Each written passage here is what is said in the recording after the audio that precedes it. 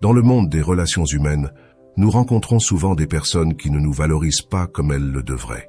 Cela peut se produire dans tous les domaines, en amour, au travail, ou même au sein de notre propre famille. Aujourd'hui, nous allons explorer la fascinante psychologie de l'attraction et comment l'esprit humain réagit au manque de reconnaissance. Imaginez, pendant un moment, une personne qui a été ignorée, sous-estimée ou méprisée, non seulement par son partenaire, mais aussi par des collègues, des amis et même des membres de sa famille. Cette personne, malgré ses qualités et ses talents, est passée inaperçue. Mais que se passerait-il si, soudainement, cette indifférence se transformait en obsession? L'esprit humain est une énigme complexe, et comprendre comment il fonctionne est la clé pour maîtriser nos relations et notre environnement. Comme le disait un ancien sage, « Celui qui domine son esprit domine la matière ». Avec les connaissances appropriées, nous pouvons devenir de véritables aimants d'attraction. Mais avant de continuer, je vous invite à vous abonner à notre chaîne. Nous partageons ici des informations précieuses et vous ne voudrez manquer aucune de nos leçons. Vous avez probablement en tête quelqu'un qui ne vous a pas suffisamment valorisé. Cela peut être un collègue de travail qui sous-estime vos capacités, un ami qui n'apprécie pas votre loyauté, ou même un membre de la famille qui ne reconnaît pas vos efforts. La vérité est que, au fond, nous voulons tous ce que nous ne pouvons pas avoir. C'est l'un des grands paradoxes de l'attraction humaine. Dans cette vidéo, nous allons découvrir comment devenir un grand aimant. Cependant, je vous demande d'utiliser cette information avec beaucoup de soin et de responsabilité. Utilisez ces connaissances pour le bien, pour améliorer vos relations et pour grandir en tant que personne. Car si cette personne que vous souhaitez voir obsédée par vous y parvient, il se peut que vous réalisiez que vous préfériez qu'elle vous ignore à nouveau. Dans le fascinant monde de l'esprit humain, il existe des astuces et des techniques qui peuvent transformer nos relations de manière surprenante.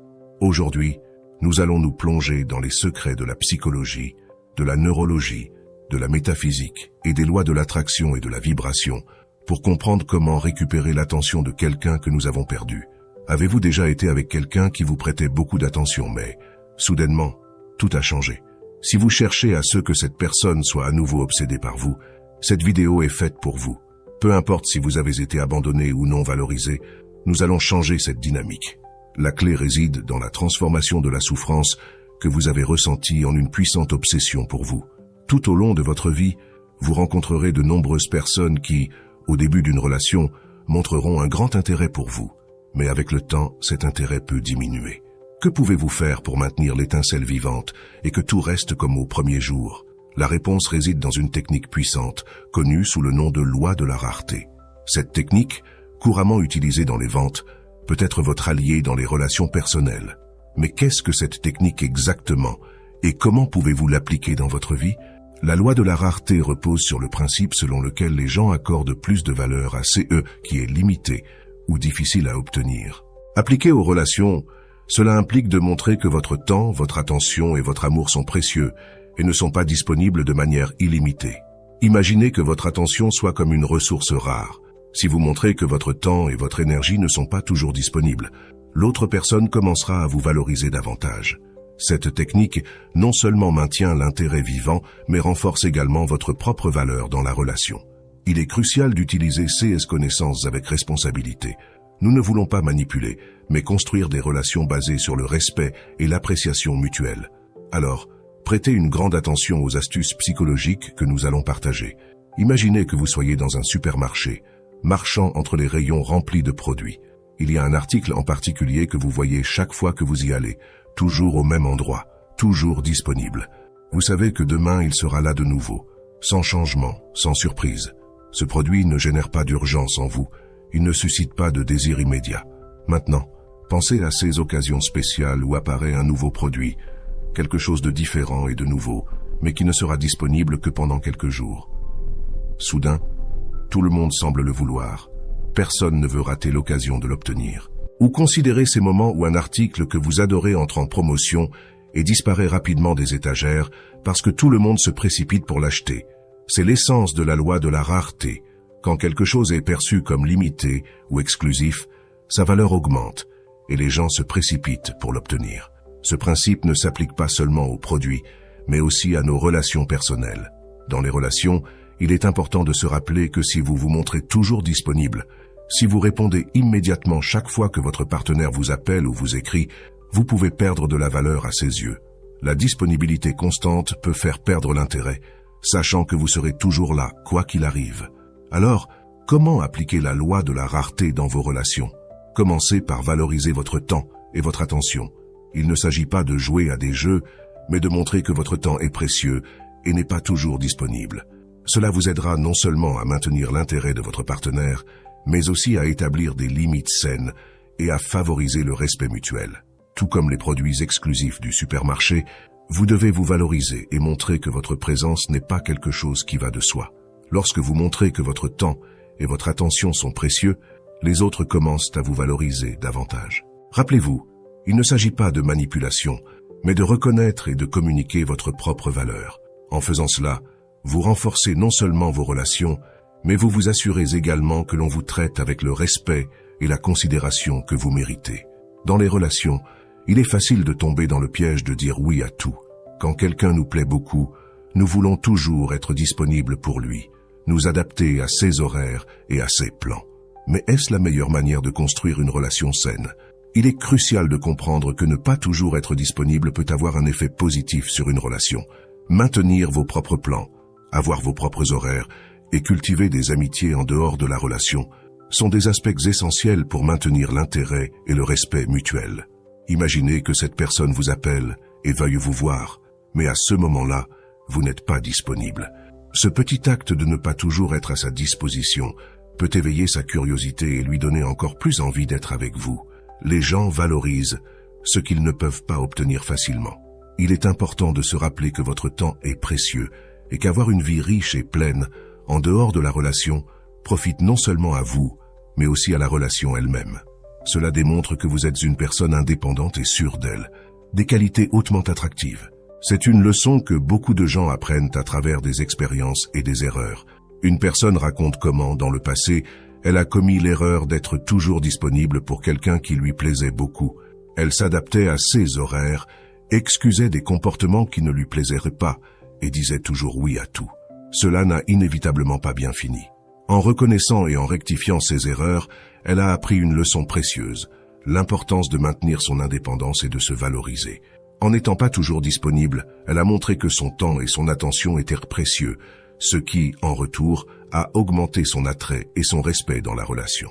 Il ne s'agit pas de jouer à des jeux, mais d'établir des limites saines et de montrer que vous vous valorisez vous-même. En faisant cela, vous améliorez non seulement vos relations, mais vous vous assurez également que l'on vous traite avec le respect que vous méritez. Revenons à l'anecdote. Cette personne a remarqué que l'objet de son intérêt était extrêmement complaisant, toujours prêt à faire ce qu'elle voulait. Ce comportement, au lieu de l'attirer, l'a accablé et lui a fait perdre de l'intérêt. Chaque fois qu'elle demandait ce qu'il préférait faire, la réponse était toujours « ce que tu veux ». Ce manque d'initiative et de personnalité rendait la relation ennuyeuse et monotone. Ce comportement complaisant et sans personnalité peut arriver à n'importe qui. Lorsque nous nous montrons trop disposés et toujours disponibles, l'autre personne peut cesser de nous valoriser. C'est une leçon importante.